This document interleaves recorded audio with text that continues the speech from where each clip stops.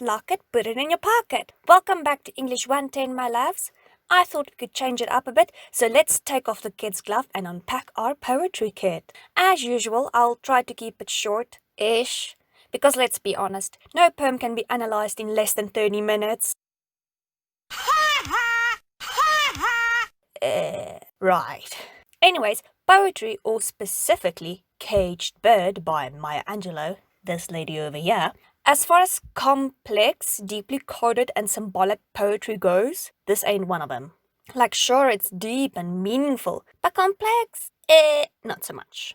Although, before we launch into our analysis and quite figuratively start ripping the poem apart, we have to first look at who wrote the poem. So, let's get to know her. Getting to know you, getting to know all about you, getting to like you, getting to hope you like me. You are precisely my cup of tea. Okay. In all seriousness, and keeping it short, because we don't need her full autobiography, Maya Angelou, born in America, lived a relatively long life, a whopping 86 years, wherein which she was known as a poet, a singer, a memoirist, and a civil rights activist. In terms of job description, I think she nailed it! Moving on. As a poet, her work centered around themes such as racism, identity, family, and travel. In a weird sort of way, this poem can be linked to racism, identity, and travel, like vaguely, but that's irrelevant for now. So now we have a basic, like real basic, understanding of who we are dealing with. So looking at the poem as mentioned in my previous video, we cannot analyze anything if we haven't read it. So get your poems ready and we can read it together. The free bird leaps on the back of the wind and floats downstream to the current ends, and dips his wings in the orange sun rays and dares to claim the sky. But a bird that stalks down his narrow cage can seldom see through his bars of rage. His wings are clipped and his feet are tied, and so he opens his throat to sing. The caged bird sings with fearful trill of the things unknown but longed for still, and his tune is heard on the distant hill, for the caged bird sings of freedom. The free bird thinks of another breeze, and the trade winds softly through the sighing trees, and the fat worms waiting on a dawn-bright lawn, and he names the sky his own. But a caged bird stands on the grave of his dreams, his shadow shouts on a nightmare scream. His wings are clipped and his feet are tied, so he opens his throat to sing. The caged bird sings with a fearful trill of things unknown but longed for still, and his tune is heard on the distant hill, for the caged bird sings of freedom. Wow, I can't decide if this poem is sad or angry. So okay, for now, I'll take it back. This poem does seem complex. Though, as far as poems go, this poem is not particularly lengthy, seeing as how a structure is only 36 lines, equating 5 stanzas and a chorus. However, it is the form, the shape, the typography of the poem that makes it an easy and lovely read. The poem is written in free verse. In other words, there's no set rhyme scheme, but, and that's a big but, I like big butts and I cannot lie. You other brothers can't deny. No, not oh, never mind. The thing I'm trying to say is that the poem is a ballad. It might be free verse, but it does tell a story. Looking at our poem as a whole and as a story, it is about a bird with clipped wings and tied feet. They are trapped in a cage and unable to fly away. However, despite their fear of the unknown, they sing about freedom and rages against their imprisonment. The poem describes the joy of a free bird when flying where it pleases. The poem considers the conditions of both free and caged birds. Finally, the poem lends itself to allow us to see how Angelou uses the comparisons to express her thoughts and emotions about freedom and isolation. In short, the poem contrasts the struggle of the trapped attempting to rise above limitations and adverse surroundings against the joy and energy of the free. Caged Bird tries to evoke a sense of sentiment towards the plight of the misused and captured, and is symbolic of the downtrodden African Americans and their experiences in America at the time. Finally, we can launch into our analysis. I am first going to analyze the stanzas before delving into it line by line, for the simple reason that knowing what the stanza is about helps us to understand what the lines are about. Stanzas 1 and 2 show the contrast of the two birds. Lines 1 to 7 show us the free bird and how it interacts with nature and its surroundings, while lines 8 to 14 show us the caged bird and how it has to endure its situation. Looking at stanzas 3 and 5, they are identical, and therefore the chorus, and in essence shortens our poem. They are the two stanzas with repeated rhyme in almost the same lines. Being specific to the chorus, lines 2, 4, and 6 rhyme, and lines 5 and 7 rhyme. However, it is the purpose of the chorus that is important, and that is that the chorus elaborates the caged bird's song. Finally, stanza 4 is much longer, as it compares both birds again, but this time in the same stanza. It describes what the free bird enjoys while contrasting it to how the caged bird is still trapped and unhappy. Is it just me, or does this analysis feel rushed? No? Well, okay then. Diving into, or preparing for takeoff, I guess. Anyways, our line by line analysis, and here we go. Stanza 1 has energetic words in almost every line, and these words give life and joy to the stanza. These words are leaps, floats, dips, and dares. It just basically shows how a bird that's free to fly does so with gusto and glee. These words are the first indication that those that are free are happy and energetic. And wow, I'm going to say this a lot, aren't I? Moving on. In line 2, on the back of the wind, we see a beautiful, and by that I mean an excellent example of personification. The reason is simple. Birds are known to use updrafts to aid them while flying. It allows them to fly for longer and therefore enjoy the open space for longer. And in this case, the wind is given a living figure that can carry others and aid them. Lovely, isn't it? Thus, looking at leaping on the back of the wind, we see the energy of the bird, and it's almost like the bird has a purpose for leaping. I say this because the next two lines, floats downstream till the current ends, seems rather laid back, doesn't it? I see a strong contrast between the lively, erratic flying on the wind and the lazy glide with no purpose until the wind dies down. Because the current here is not a water current, but almost a metaphor for it. It indicates the stopping of the airflow. The dipping of his wings in the sun is not literal, because that would legit burn him. And as much as I love poultry, I see this bird as a pigeon, and nowhere in hell will I eat that. So dipping is just basically maneuvering in fancy turns and swoops through the air.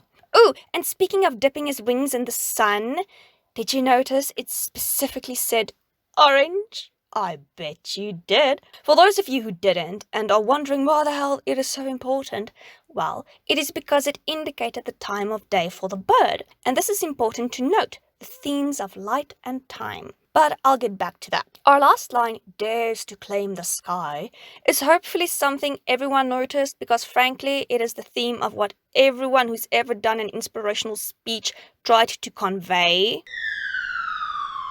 Like, I know they mean well and are trying to motivate their listeners with the idea that they can do everything and achieve anything if they set their minds to it, but seriously, the sky, the freaking sky is the limit.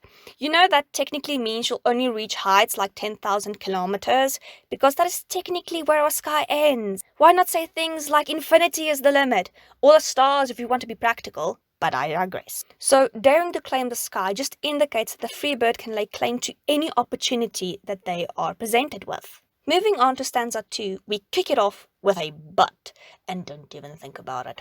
As a word, but usually indicates a contrast or difference. In poetry, it usually emphasizes an upcoming contrast. And as mentioned earlier, stanza 2 is our contrast to the free bird. Much like in stanza 1, we see some words that give an overall tone to the stanza. These words are stalks, cage, rage, and tide. And they give the stanza a dark and ominous tone, as well as bringing out a sense of anger and helplessness.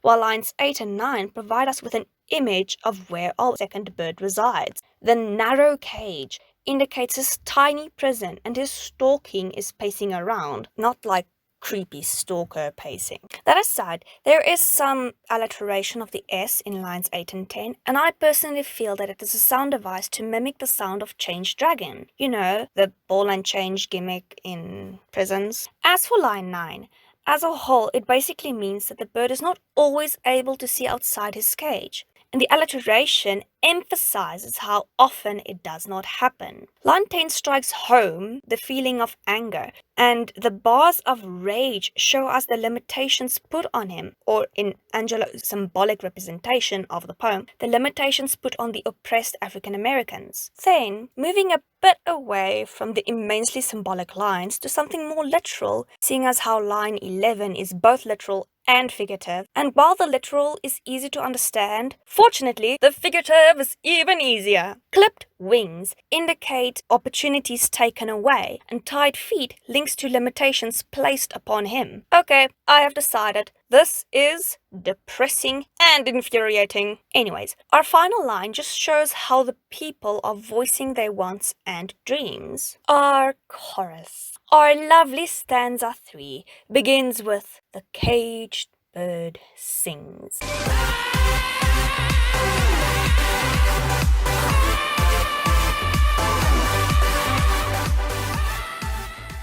A line of irony. The reason is simple. People usually connote singing to joy and happiness. Even sad songs are in essence aiming to alleviate sadness. So the irony is that the free bird is supposed to sing and not the caged bird. But our confusion is dissuaded immediately when we see that the song is a fearful trill.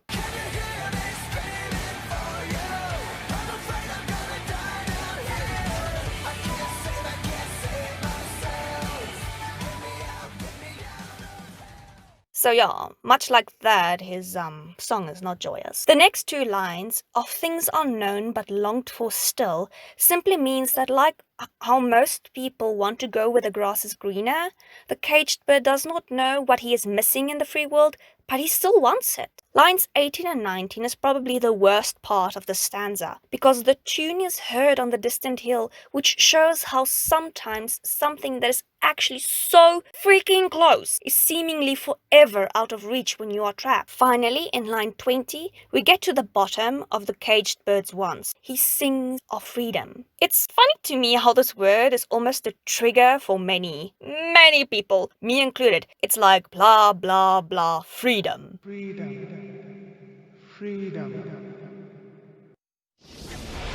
In stanza 4, our longest stanza by far, we start with the free bird again. Yay! Line 21 is something that most of us don't even realize we have. Thinking of another breeze just shows how when the free bird is not content with his current place, he simply moves and changes it. This is continued in line 22 when the trade winds, showing us that the free can chase and achieve their dreams as easily as shifting to a different airflow. Quickly breaking the quickly plummeting mood, we see here a beautiful use of figurative language in personification of the sighing trees, and it indicates a sound of contentment. Line 23 presents us with what awaits the free bird: fat waiting worms, the better opportunities so easily accessed, and a dawn bright lawn, which is basically a fresh start. Line 24 is a repetition of stanza 1.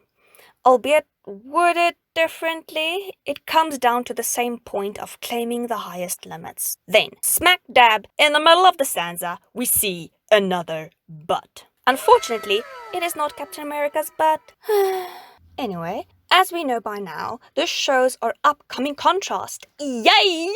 We start with something dark, and that is the metaphor for death in line 25. The grave of dreams, which implies that the caged bird either gave up on dreams or they simply cannot dream anymore. This poem is getting darker by the second.